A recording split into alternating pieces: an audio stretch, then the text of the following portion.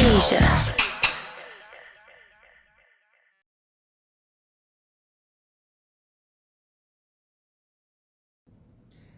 Hi, dotasiaent. I am Nick Neon, and I am the writer, director, and actor of Bleu.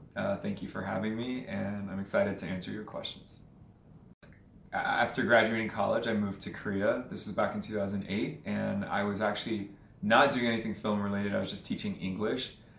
And after a year of doing that, I needed to get back to film. I didn't know how or what to do, but I just decided I was going to make a feature film, and that's how I started my sort of independent film career. I directed a horror feature called Fear Eats the Soul. I directed it from 2010 to 2011, and then I toured with it at the festival circuit in 2012.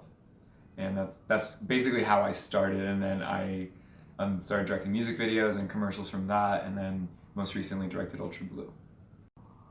Bleu is a film that came to me because of a really bad breakup when I was in Korea still in 2014. It was kind of the worst breakup of my life, and there were multiple reasons for it. It wasn't just about the relationship, but it was also about how I felt in my 20s. I felt very lost, and I also felt like that relationship was kind of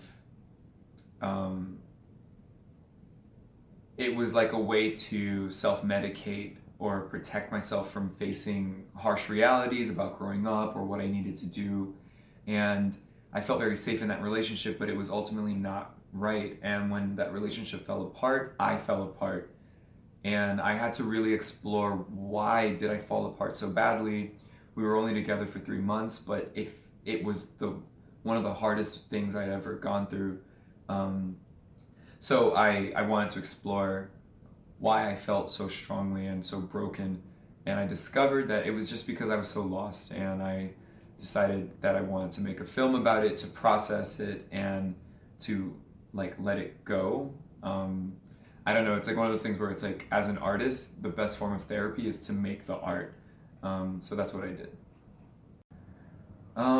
Yeah, so unfortunately, like, Seoul and South Korea at large still has a lot of work to do in terms of one, raising awareness in the general public for the queer community, but also there's just a lot more that's left to do in terms of like having strength and the courage to be visible and to, create content that talks about queer lives and makes it a real thing, because Koreans can sometimes look the other way and pretend like something doesn't exist. And I think that the queer community has suffered because they feel so invisible. It's not even like they're hated, they're just invisible, which is sometimes worse than outright prejudice. I did what I could to support the community by making a film where I'm an openly gay character. I am half Korean. I have a lot of pride for Korea. I also just was very vocal about my experiences being a gay man in Korea, and I can only hope that me being vocal helped contribute to the conversation. Yeah, that's the only way that I can contribute. It's to be vocal on my own terms, and then also to create art that activates. It was my first major hoorah. Like, that was like my first time going into making a film on my own. I majored in screenwriting, so I wasn't even like, I didn't really know much about the camera, like, and I went in, and not only did I like write and direct, I like was the cameraman, I was the editor.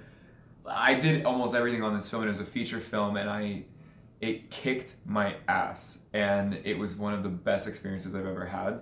It was also so independent, and I had like a crew of 4 people, so it was like the 4 of us just worked so hard together to make this film happen, and it was definitely just one of the most rewarding experiences I've ever had, and I kind of can't wait to get back on the set of like my next feature film, because it's a different experience when you're working for like a month with the same people to try and make something happen.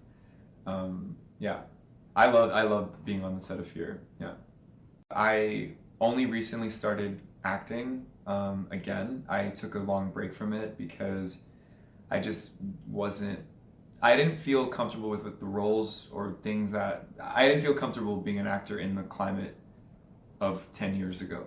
And now there's like so much more sensitivity to, you know, queer roles, for minorities. Like I am Asian American. I feel very Asian American. I don't know if I look it, but I feel it. And, you know, and I just always felt like I didn't fit into something. So like when I starred in Ultra Blue, it was a way for me to build my own role. So I'm continuing as a writer director. I'm working on a sequel to Ultra Blue right now. It's called 01. We're going to shoot it early 2018, and we'll have it out in the festival circuit by the summer. I'm so excited for that. But basically, like right now, the future of my career is just continuing to act and continue to direct and write films that I can relate to, that feel powerful and like they can be adding to a conversation. I'm also going to finally go back to horror next year, so I'm directing 2 short films next year. One is 01, and the other one is called Tonight's the Night, and it's a horror film that is also very much a queer film and my commentary on queer culture right now.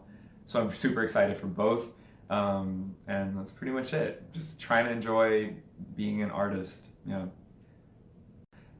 Thank you so much, dotasiaent, for allowing me to have this conversation and for these interview questions. I hope to do it again next year with 01 or Tonight's the Night. Yeah, if you want, you could follow me on Instagram at Nikki Neon. You can go to my website, nikkineon.com, to find Ultra Blue. You can watch it there. You can see some music videos I've directed and other work. Yeah, feel free to get connected with me.